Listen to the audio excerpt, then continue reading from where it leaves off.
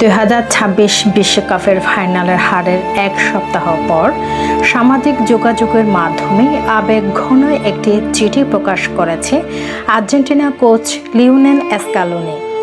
স্পেনের কাছে আর্জেন্টিনার 1-0 গোলের হারে নিজের অনুভূতি প্রকাশ করতে গিয়ে এ পথ বেছে নিয়েছেন তিনি। একই সঙ্গে গত কয়েকদিনে চারপাশ থেকে যে সমর্থন ও ভালোবাসা পেয়েছেন সেজন্য সবাইকে আন্তরিক ধন্যবাদ জানান আর্জেন্টিনা কোচ। খোলা চিঠির শুরুতে স্ক্যালোনি লিখেছেন, গত এক সপ্তাহ ছিল নানা অনুভূতির মিশেল। দুঃখের সঙ্গে আনন্দ, কান্নার সঙ্গে হাসি, উৎকণ্ঠার সঙ্গে স্বস্তি আর স্নায়ু চাপের সঙ্গে শান্তি। সব কিছুই একসঙ্গে জড়িয়েছিল।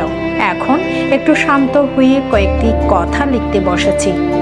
আপনারা জানেন, সামাজিক যোগাযোগের মাধ্যমে লিখতে আমি খুব একটা স্বাচ্ছন্দ্য বোধ করি না। তবু মনে হলো আপনাদের কাছে আমার কথা পৌঁছে দেওয়ার জন্য এটা হয়তো সবচেয়ে ভালো উপায়। পোস্টের বিশ্বকাপ জয়ের স্বপ্ন পূরণ না হওয়ার হতাশার কথা তুলে ধরেন স্ক্যালোনি। সবার আগে শুধু এটুকুই বলতে চাই, দুঃখিত। আরেকটি ট্রফি এনে আপনাদের আনন্দ দিতে পারলাম না। যদি সেটা পারতাম, হয়তো অন্তত কয়েক দিনের জন্য হলেও জীবনের সব কষ্ট ভুলে থাকতে পারতেন। তবে আমি চাই আপনারা আমাদের এই দলকে মনে রাখুন, এই খেলোয়াড়দের, আমার যোদ্ধাদের।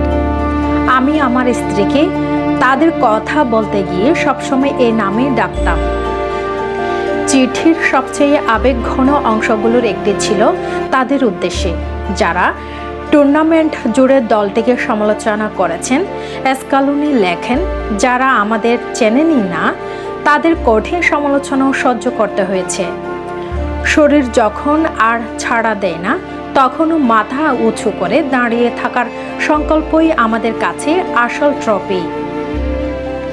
এরপর দলের সঙ্গে যুক্ত সবার প্রতি কৃতজ্ঞতা প্রকাশ করেন স্ক্যালোনি। আরও যোগ করেন, আমার কোচিং স্টাফ, খেলোয়াড়, আর্জেন্টিনা ফুটবল সব কর্মকর্তা কর্মচারী যারা নীরবে আমাদের জন্য কাজ করে গেছেন, আমাদের প্রত্যেকের প্রতি আমি কৃতজ্ঞ। আপনাদের ভালোবাসাই আমাদের সবচেয়ে বড় শক্তি।